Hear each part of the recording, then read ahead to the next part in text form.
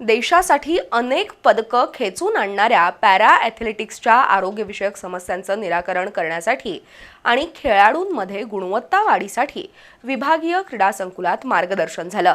तसंच sports science सेंटरमध्ये या खेळाडूंच्या आरोग्याची तपासणी झाली।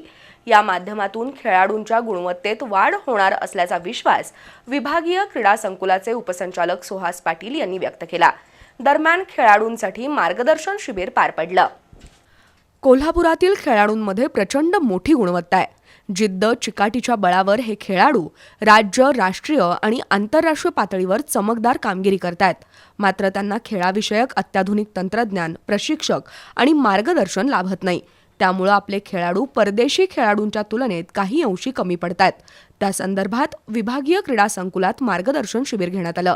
विभागीय क्रीडा संकुलाचे उपसंचालक सुहास पाटील यांनी या उपक्रमाचा शुभारंभ केला। तसंच खेळाडूंना मार्गदर्शन केलं। कोल्हापुरात सुरू झालेल्या स्पोर्ट्स सायन्स सेंटरमध्ये खेळाडूंच्या आरोग्यविषयक तपासण्या होणार आहेत। त्यातून खेळाडूंना मार्गदर्शन होईल असंही त्यांनी सांगितलं। दरम्यान पॅरा ॲथलेट, आंतरराष्ट्रीय पॉवरलिफ्टर शुक्ला बिडकर, शिवछत्रपती पुरस्कार विजेत्या पॉवरलिफ्टर नलिनी डवर, चंद्रकांत डवर, अश्वगंधा भास्कर, विशाल ठोंबरे, बालेवाडी क्रीडा संकुलाचे क्रीडा अधिकारी स्वरूप उन्हाळकर, क्रीडा मार्गदर्शक पुरस्कार विजेते अनिल पवार यांनी या उपक्रमाचा लाभ घेतला। यावेळी प्रशिक्षक राधिका सरनाईक, अधीक्षक वसंत पाटील, क्रीडा अधिकारी स्नेहल जगताप उपस्थित होत्या।